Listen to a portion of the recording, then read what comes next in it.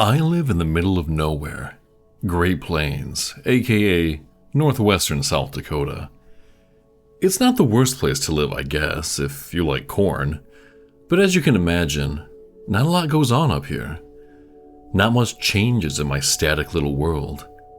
But when something new emerges from the monotony, I take notice, as in the case of the sign I saw about 3 years ago. It was a Friday night in late October, and I was driving home from a party around 10 p.m.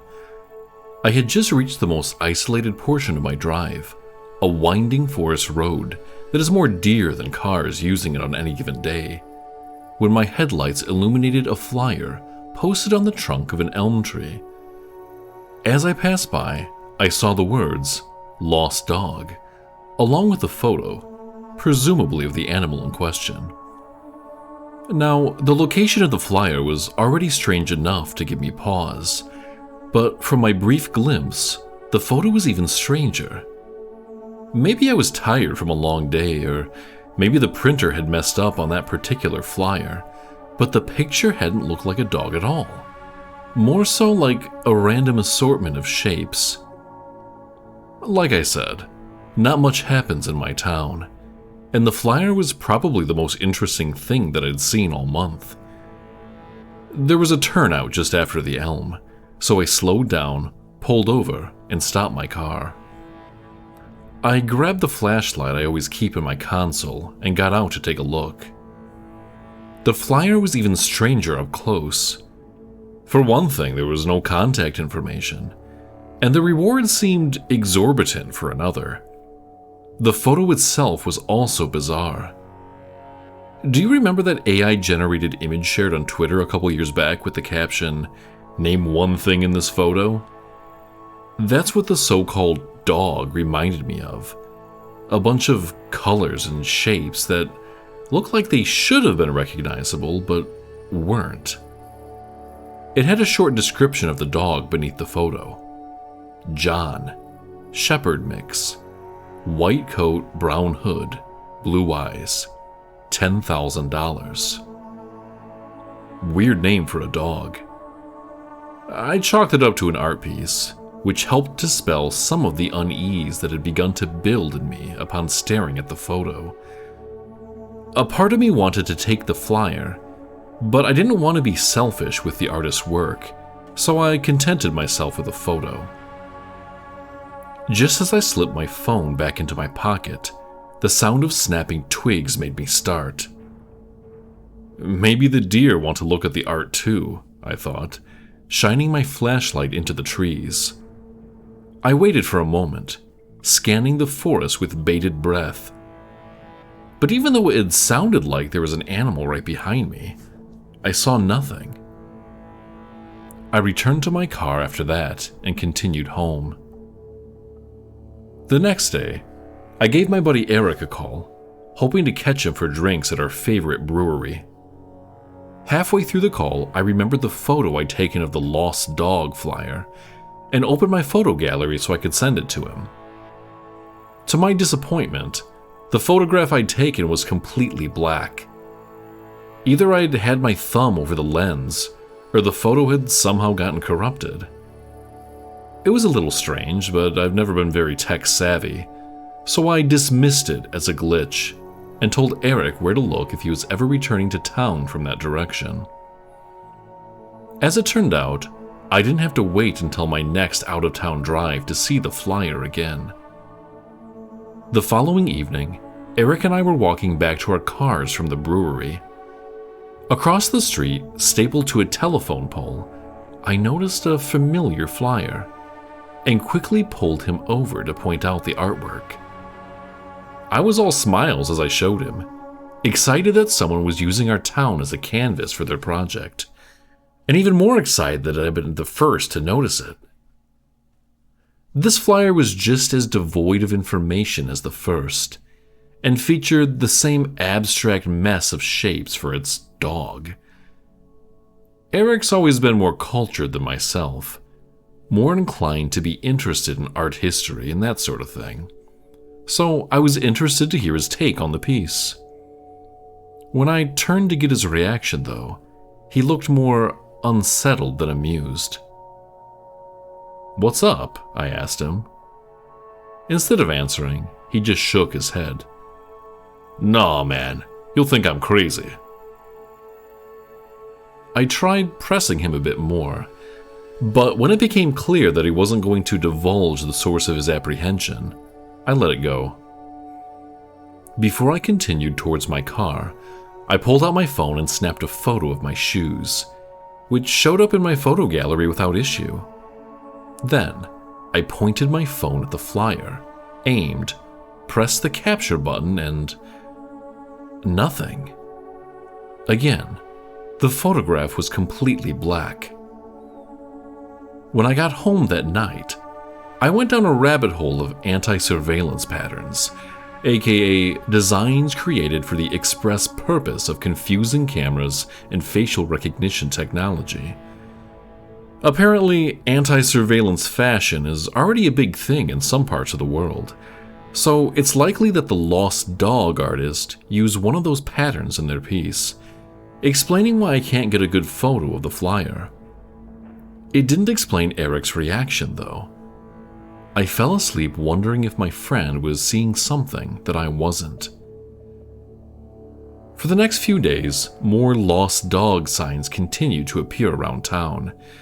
Never in high traffic areas or obvious places. I found one behind the bleachers at the community soccer field, and another tucked behind a different flyer on a public bulletin board. Whoever this artist was, they were no Banksy. They seemed more keen to set up an Easter egg hunt than to make a bold public statement. On the following Saturday, while on a hike, I was surprised to find a found dog sign taped to a picnic table in a quiet clearing off the main path. I was pleased at the sight. I was starting to think that the art project was meant to encourage the residents of our town to better appreciate their surroundings, and that my attention to detail was paying off as a result. Even more pleasing was the fact that the sign had a phone number to call on it. The sign had no picture, just the words, "Found Dog, John," along with the number. Out of curiosity, I gave it a call. After 3 rings, someone picked up. I said nothing at first, wondering if I was about to speak to the artist themselves, or simply hear some kind of pre-recorded message. After a moment, I heard a very strange voice. "Looking for a dog?" it said. There was some kind of heavy filter on the voice. It was staticky and guttural, and seemed like it had been pitched down considerably. In a strange way, it reminded me of a large dog growling. "Yeah, I'm looking for John." "What's the word?" asked the voice. The word? I thought, looking over paper in front of me and trying to remember the exact phrasing of the Lost Dog flyer. Presumably, there is some kind of key phrase I had missed. "Shepherd?" I guessed. And the person on the other end of the phone hung up. I tried calling back, but they didn't answer again. I put my phone away, disappointed, and took a seat atop the picnic bench. The sun was beginning to set, and a cool breeze had begun to sweep in from the north, whistling as it wound its way through the trees. I lowered my eyes from the pink and orange sky, staring into the tree line at the far end of the clearing. There was an animal peeking out through the brush.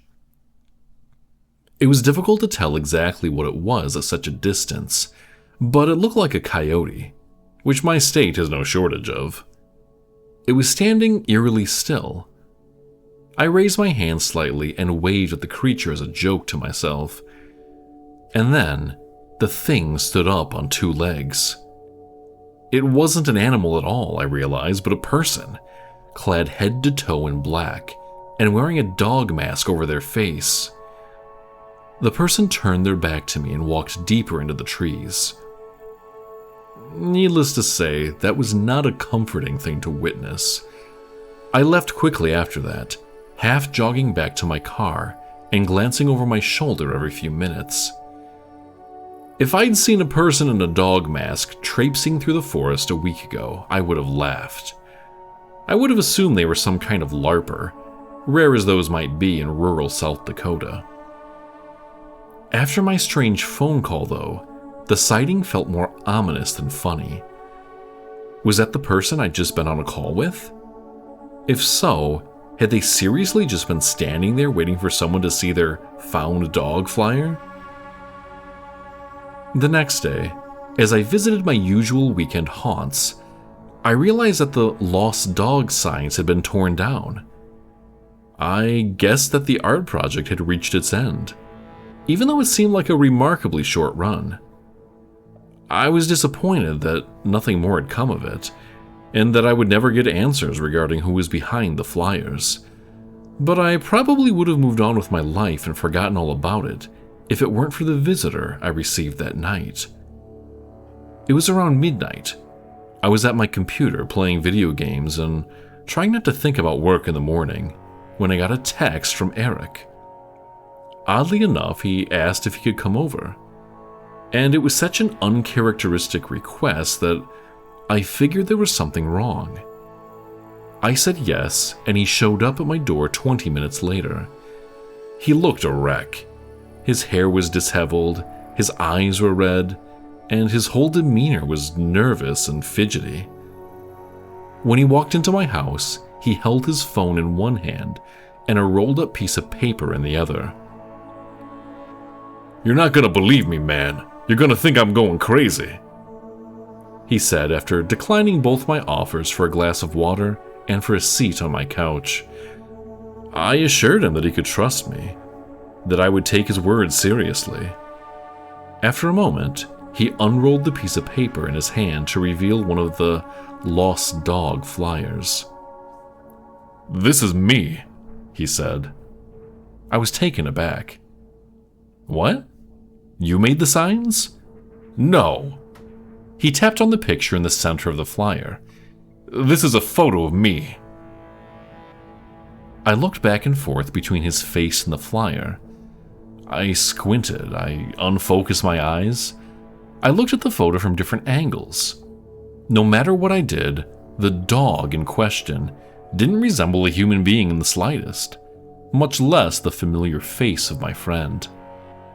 I gave what was probably a very awkward laugh. "Okay, man, you got me. Very funny." Instead of breaking character and laughing along with me, Eric unlocked his phone and opened Instagram. Once in the app, he navigated to his profile and clicked on his most recent post, which was a selfie from last year. He held up his phone next to the flyer. "It's hard to tell, but I swear to God this is me. It's my last photo with a filter on it to break it down into shapes. You see this white part? The circle and the rectangle under it? That's my face and my neck. And these dots, the little blue ones here and there, those are eyes. And the brown part up here is hair. I swear I thought I was losing it, but everything lines up." I took the flyer and phone from his hands and tried to line up the shapes. It might have been the power of suggestion, but the more I looked between them, the more I started to see a match. "Also," he continued, "since you showed me this flyer, I've been hearing all sorts of weird shit. Outside my house at night, I keep hearing sounds like, I don't know, an animal or something. I thought a family of raccoons moved in, but it just doesn't sound like raccoons." "Have you checked for tracks?" "Yeah, but you know we've got a grass lawn right up to the porch. I see indents, but it's not like I can see marks." Eric shook his head. "Last night I could have sworn I heard people talking, but I couldn't tell you a thing that was said. Maybe these flyers had me paranoid." I thought about the person I'd seen on my hike. Whether or not it was really an altered photo of Eric in the flyers, there was undoubtedly something strange going on in our town. I was quickly starting to regret wishing for some more excitement. "Tell you what," I said, "I've got some extra trail cams. How about tomorrow morning on my way to work, I stopped by you and set some up. I'd like to get to the bottom of this as well." Eric accepted my offer and left my house a little calmer than he'd entered it. Just for the hell of it, before I went to sleep, I tried giving the number on the found dog flyer one more call. This time, I got an intercept message telling me that the number had been disconnected or was no longer in service. The next morning, I went to Eric's house as planned. I rang the doorbell and waited. When he didn't answer, I tried knocking instead. Still no answer. I waited for a total of 10 minutes outside his front door, knocking and sending him a few texts. I didn't immediately panic, as my friend was notorious for sleeping in and showing up late to events. I left him a voicemail stating that I had to leave for work but would check on him that evening. It was only when I finished my workday and saw that my messages remained unread that I started to worry. I called his neighbor and asked her if she'd seen him, and when she said no, I asked her to do a wellness check of her own. Luckily, she had a spare key, and so I accompanied her to Eric's house. We didn't find Eric inside, nor did we find any signs of a struggle, but we found something else. His keys, wallet, phone, even his shoes. It was that discovery that made me realize I had to get the authorities involved. Though I had never spoken to police before in all the years I lived there, I drove down to the station and reported my friend missing.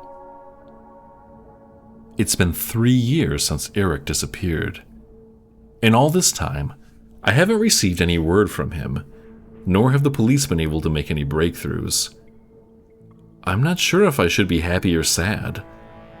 On one hand, I'm grateful for the ambiguity. Who knows? Maybe Eric eloped to the Bahamas with a gorgeous woman and is happily living out his days by the shore as we speak. On the other hand, the events leading up to his disappearance seem to point to something more sinister. Eric is a good friend of mine and a good man besides, and I pray that wherever he is now, he's all right. The years have gone by in a blink. This town has always been oppressively unexciting, even more so now that the one guy who could kick my ass at billiards has dropped off the face of the earth. Not much changes in my static little world, but when something new emerges from the monotony, I take notice, as in the case of the sign I saw last night. It was early in the morning, and I was taking the Old Forest Road back into town from a friend's party. Same emptiness, same stretch of road. It might have been the exact same elm, too. In any case, as I drove in silence, a lost dog sign caught my eye. Posted against a tree at the edge of the road, it read, "John, Shepherd Mix, white coat, brown hood, brown eyes, $10,000. Beneath the text was a photo. Though abstract and blocky, I couldn't help but note a striking similarity between it and the last photo of myself I'd posted online.